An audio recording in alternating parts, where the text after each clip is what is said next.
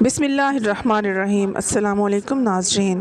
نیند میں خراٹے آنے کا مسئلہ ہو تو سرسوں کا تیل چند قطرے لے کر ناک میں ڈال دیجیے، زندگی بھر خراٹے نہیں آئیں گے۔ جوڑوں کے درد کے لیے میتھی دانے کا استعمال انتہائی مفید جانا جاتا ہے۔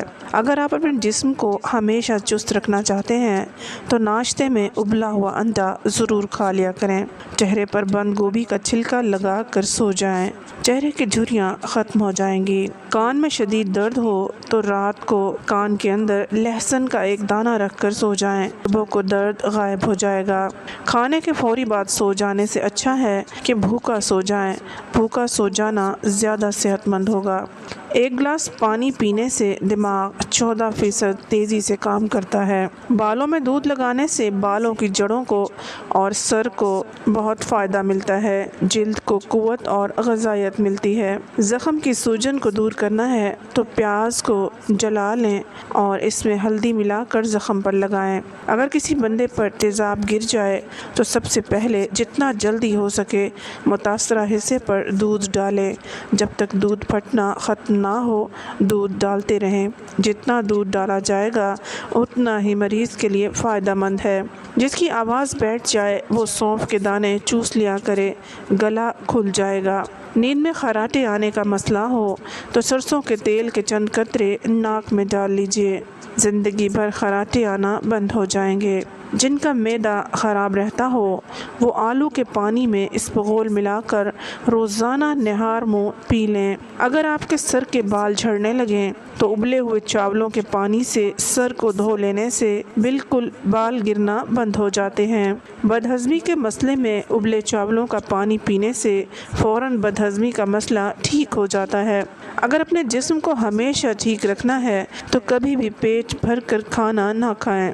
جس بندے کو شوگر کا مسئلہ ہو اس کو مسلسل اونٹنی کا دودھ پلائیں، شوگر دور ہو جائے گی اور جلدی آرام ملے گا۔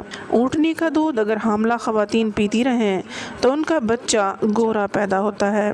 دسترخوان پر بیٹھو تو اپنے ہاتھوں کو قابو میں رکھو، کسی کے گھر جاؤ تو اپنی نظر کو قابو میں رکھیں، کسی محفل میں جائیں تو اپنی زبان کو قابو میں رکھیں۔ نمکین چیزوں کا بکثرت استعمال کرنا بینائی کے لیے مضر ثابت ہوتا ہے۔ خشک کھانسی اگر رات کو سونے نہ دے تو صبح و شام شہد کا 1 چمچ 6 دانے کالی مرچ ملا کر کھا لیں، انشاءاللہ کھانسی میں آرام ملے گا اور کھانسی ختم ہو جائے گی۔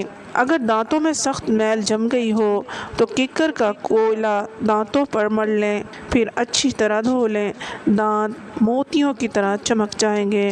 چہرے پر بڑھاپا نظر آنے لگے تو انار کا جوس پئیں اور زیتون کا تیل استعمال کریں۔ جو لوگ وزن کم کرنا چاہتے ہیں وہ پالک کا استعمال ضرور کیا کریں۔ ٹانگوں یا جسم میں درد ہو تو گرم پانی کا استعمال بہترین علاج ہے۔ جسم کے کسی بھی حصے میں موچ آ جائے تو اس حصے پر برف کی ٹکور کریں۔ لٹکی ہوئی جلد اور جھریوں کے لیے انار کا استعمال بہت فائدہ مند ہے۔ جوڑوں کے درد کو روکنے کے لیے نیم کے پتوں کی مالش کریں۔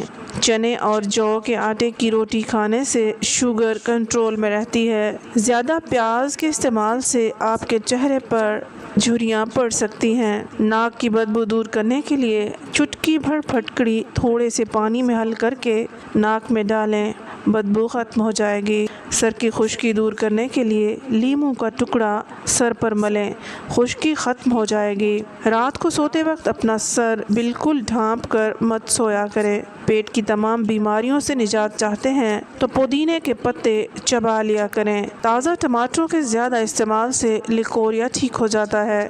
سائیکل چلائیں، ٹانگیں مضبوط ہوں گی اور سانس پھولنے کی بیماری ختم ہو جائے گی۔